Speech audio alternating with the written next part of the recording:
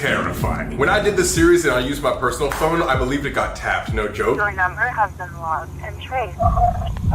So we're gonna be smart about this. Earlier today, we got a burner phone, so Guys, please be careful if you decide to Jump right into this. Today, I've been getting a lot of messages and emails from clients who want to know if they need a phone number and an address. Can they just use like one of those VoIP Google numbers, and what type of address? So this video is going to be all about your phone number and address for your CPN. So let's go ahead and jump right in. The reason why you definitely need to get a non-Google voice number or VoIP number, you need like a real phone number, is because when it comes to public records, the CPN needs to go in the public records space, and the phone number is part of that. So you need to have a real number. Now, a number can be a prepaid number from like AT&T, or it can even be like a track phone. Either way, you need a real legit number. Okay.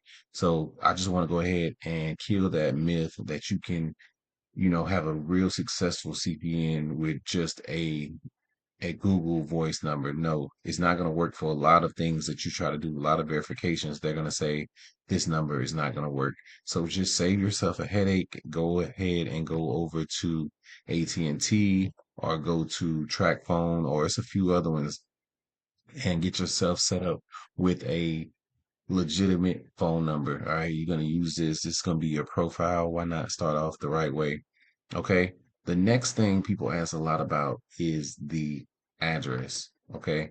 So when it comes to an address, it's super important that, you don't use an address that you've been associated with, because all your accounts and everything will pop up and attach to that CPN. So, you know, I don't do this, but I know people that do this to get their addresses. I recommend that you just use a friend or a family member who you've never lived with and it's not on your credit report, their address. That's the best way, because then you could get the mail. But if you don't have someone, then, someone else recommended this where you would actually go here. Let's say if you're in, let's just say New Orleans, you could click here, New Orleans, and what they do, they'll actually find a house that's vacant and for sale, and they'll just use that address temporarily until they find a different address. So, this would be their CPN address, per se. This is the way they do it. Like I said, I would recommend, my clients to just go ahead and find a family member and use it that way. But if you don't have a family member, then, it's definitely good to just get an address that's in the system, not just some made up random address. All right. Basically, if you need help with any of this stuff, because this is the most important step. Once you get everything set up, you can do everything. You can apply for accounts, but the setup is the most important part of a CPN. That's why I recommend this website right here. It's on Google, CPN Generator. I send all my clients there. They have packages. You can actually click and see the packages. This is what the site looks like. Very reputable. I think they've been open since 2016. They have different packages, and as you can see, they do a lot of, well, they do all the setup for you. If you need it, they'll get you an address, a phone number, temporary phone number, and an email. You would still have to get your own address, and they will help you transfer that back over to you.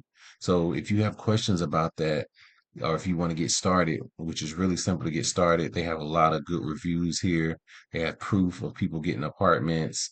It typically takes around 3 weeks to go and get your apartment after your trade line hits. But if you do get a package that doesn't have a trade line like this one, then you can go and get your apartment within 24 to 72 hours.